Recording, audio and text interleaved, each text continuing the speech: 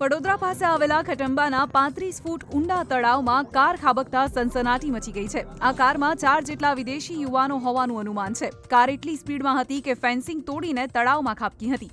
એનડીઆરએફના scuba દ્વારા હાલ કારની શોધખોળ શરૂ કરવામાં આવી રહી છે।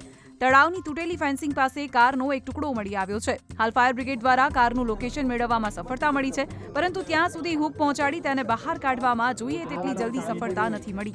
लगभग 4 बजे की ये घटना है। एक अनकंट्रोल व्हीकल इस तालाब में डाउन हो गया था। इसका डिस्ट्रिक्ट प्रशासन द्वारा एनडीआरएफ को एक रिक्वेजिशन किया गया। हमारी टीम यहाँ पर पहुंची है और हमने व्हीकल को आइडेंटिफाई करने के लिए डीप ड्राइवर की मदद ली और कुछ स्पॉट फायर ने ऑलरेडी स्पॉट कर रखे थे कि वहाँ पर उसको भी हमने चेक किया। પ્રાથમિક તપાસમાં આ કારમાં ખાનગી યુનિવર્સિટીમાં અભ્યાસ કરતા વિદેશી વિદ્યાર્થીઓ સવાર હોવાનું સામે આવ્યું છે, જે તમામ હાલ લાપતા છે। જીતુ પંડ્યા, દિવ્ય ભાસ્કર, વડોદરા। વડોદરા નજીક ખટંબા તળાવમાં એક કાર ખાબકતા હાહાકાર મચી ગયો છે। આ કારમાં 4 જેટલા વિદ્યાર્થી યુવાનો હોવાનું મનાઈ રહ્યું છે। એનડીઆરએફ અને ફાયર બ્રિગેડ દ્વારા આ કાર ક્યાં ખાબકી હતી તે સ્થળને નક્કી કરી દેવામાં આવ્યું છે અને આ કારને હવે બહાર કાઢવાની શરૂઆત પણ કરી દેવામાં આવી છે।